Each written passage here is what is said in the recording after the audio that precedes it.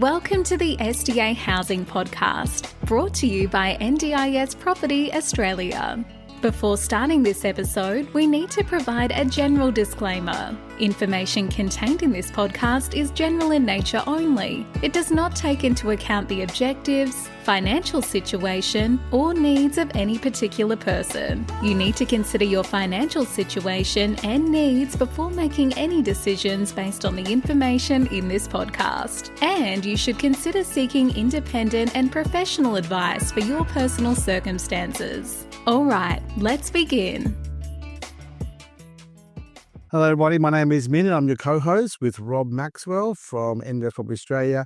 And you listen to the SDA Housing Podcast, the show explains, highlights, guides and brings awareness about all things SDA in this ever-changing NDIS world. Rob, welcome. Welcome, Min. Hello everyone, good to be back. So Rob, what's today's podcast topic about? We're talking about the stats that you've got in terms of what the primary disability is for participants and what categories that relates to. And Rob, I just want to say that this is an old topic we covered many years ago, 2.5 years ago. But it's important to bring up this topic because it brings us back to remind us of the numbers behind the SDA-funded weighting across all the major disabilities here, because it relates specifically to all these empty houses out there in oversupplied areas. And people must be wondering, well, why is my house empty? Why is only one tenant? Why don't I have 2 or 3 tenants? And I guess we want to a refresh of all the numbers again. So, Rob, do you want to begin with this table I've given you here from probably 2 years ago? Yeah. The thing that stands out immediately between both of us when we look at this is it's a little bit surprising and not what people would think based on what their perceptions are. Mm-hmm. But the biggest category is intellectual disability, which is 48% of all SDA participants in the system. And that relates to improved livability category or robust. So a little bit of a surprise that's so high, correct? Yeah. Rob, can you give me some examples of intellectual disability? It could be anything from clients who have been diagnosed with schizophrenia, clients that have been diagnosed with low IQ, behavioural issues. So it's a pretty wide category that covers a lot of society currently. Yeah. And it could be inherited from birth, or it could be related to their social situation and behaviour. So, and it's growing. I think that's the one thing to take away from this category. It's getting bigger and bigger. I guess in the last 5 years now, Rob, there haven't been that many IL design build homes, nor have there been many robust build homes either across Australia. No. So there is a definite need for it. Our other business, Plan for Life Australia, has got participants that are in the robust category. It's very hard to find houses for them. Why people might think that's strange because of all the vacant homes, but they're all high physical, which aren't appropriate for these clients. And most of those homes that are robust in Melbourne are pretty much west of Melbourne. Yeah, correct. They're in concentrated areas. As a registered provider, where would you prefer to see these such robust houses in Melbourne? What areas in Melbourne would you like to see them in? Well, you need to see them in a wide spare area, but obviously a bit closer to the city would be good because as a carer, you've got to take into account where your carers live and have to travel to. And anyone that knows Melbourne knows that it's pretty hard to get around at the minute on the roads. So you don't want to be travelling to suburbs that are 1 hour, 1.5 hours out. Yeah. And the participants don't want to live there either. True. That's the other thing. True. The next category, disability, Rob? Next category is cerebral palsy, which is currently 12% of all SDA participants. Again, pretty high. And that is fully accessible or high physical as a category. So they're the ones that a lot of people are targeting with the houses. So that's 48 and 12. That's now 60% for the top 2 there. Yes. Okay. Number 3 is autism, which is sitting at 11%. And that would be either improved ability or robust. So autism, now interesting number there. Half of all the participants in the NDIS, 680,000 circa, is children. And I think a lot of those children are autism. Yeah, because they get diagnosed really early now.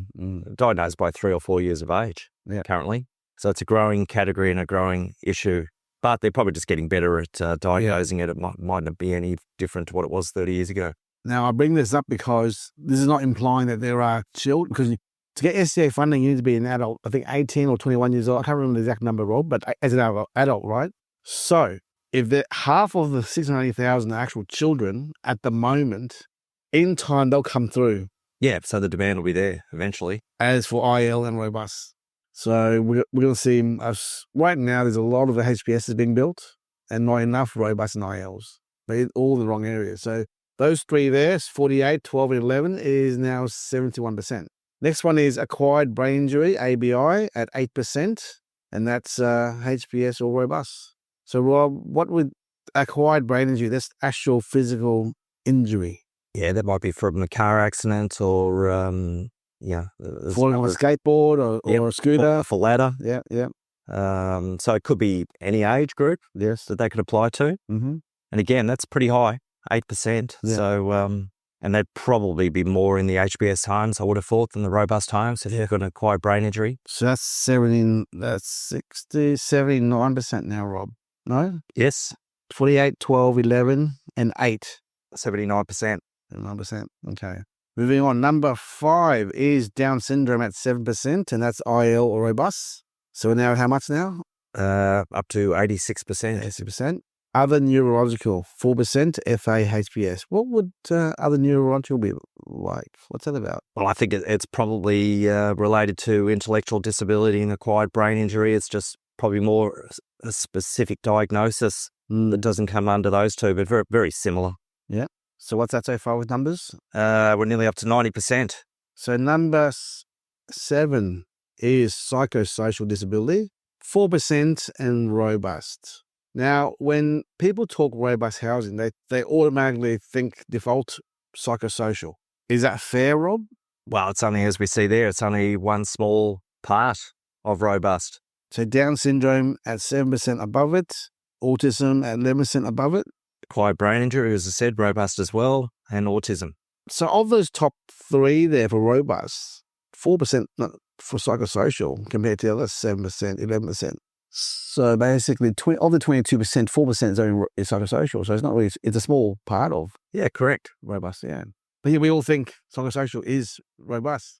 I think there's a great line of overlap between IL and robust for a lot of the disabilities, Rob. I think the NDIS actually, rather than giving robust funding approval, they'll just push them over to the IL participants. Yeah, our participants originally were improvability, and their carers and the support coordinators pushed with the NDIS or the NDIA to get them upgraded robust, and a couple of them have been. Yeah. So I think that's the natural progression. Yes. So they gave them improvability to robust. So by default, they'll just get IL funding straight away. Yeah, correct. And it's up to them to fight for or apply for a change of circumstances to robust. Yep. Which they're doing, because it's still of a lower level funding than, say, high physical. So there doesn't seem to be too many roadblocks with getting the increased funding there. And the NDIA would rather pay less than more to reduce costs. So therefore, by default, IL is the primary default. Yep.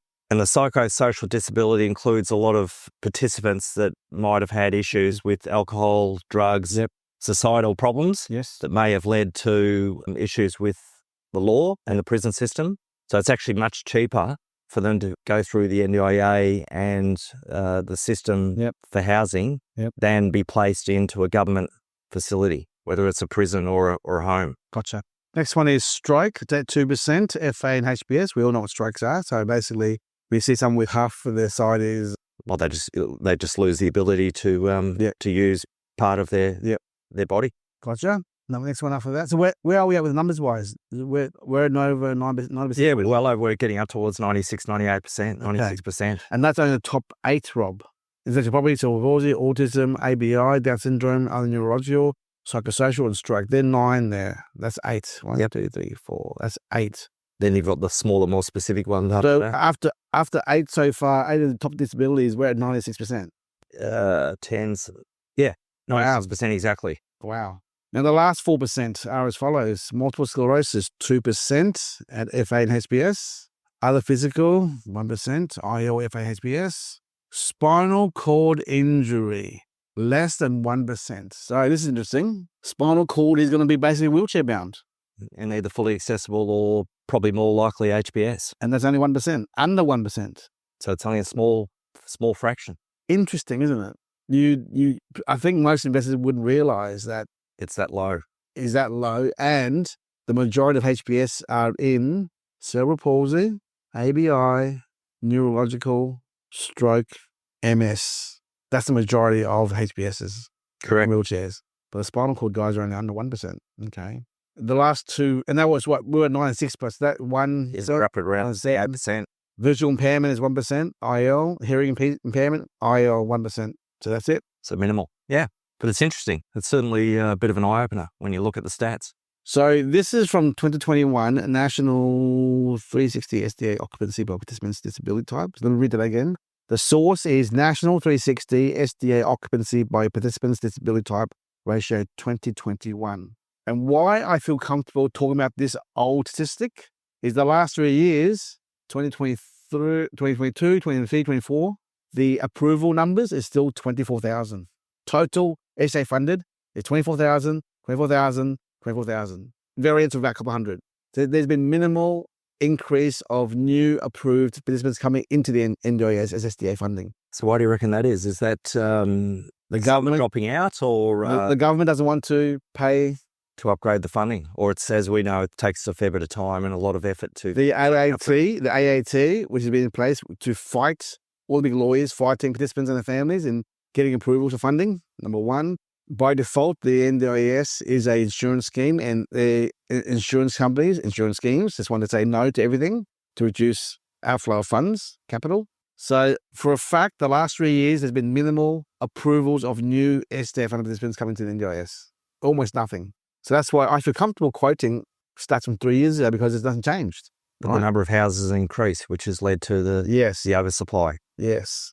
So not only is the houses being built in the wrong areas, but even in the right areas, being regional or in the city, they're not building the appropriate robust IL properties, and that is a challenge here for us. So this is really just the topic being primary disabilities of SDA-funded participants, just to show our listeners that, hey, if you're wondering why you have one participant or zero, it's because the property you have is built in the wrong area, and oversupplied area, sorry, and it's hard to find the HPS fully funded for your investment. So that's all I have to say, Rob. And any last words of advice from you, Rob? Well, only that what we're talking about is the now. Things can change into the future, and the likelihood is that it will improve going forward. Just a matter of time. There'll be more participants, more funding. Mm-hmm. The amount of houses being built in these areas will probably start to slow down, if not drop off. So eventually, everything will turn. Exactly. Because we're only at 41 billion for the year of NDIS. That will reach 100 billion in the next 8 years, which means there'll be more funding, more capital outlays by the NDIA for all sorts of NDIS-related funding, which includes SDA as well. Rob, thanks for your time. Appreciate it. And we'll hopefully that our listeners have gotten some positive information from this podcast. Thank you very much. Bye-bye. Bye, everyone. We hope you enjoyed this episode. Please make sure you are subscribed and following us so you can keep in the loop with all of our upcoming episodes. We would really appreciate it if you could leave us a 5-star rating, a written review, and to share this podcast with those that could benefit. Until next time, catch you on the next episode.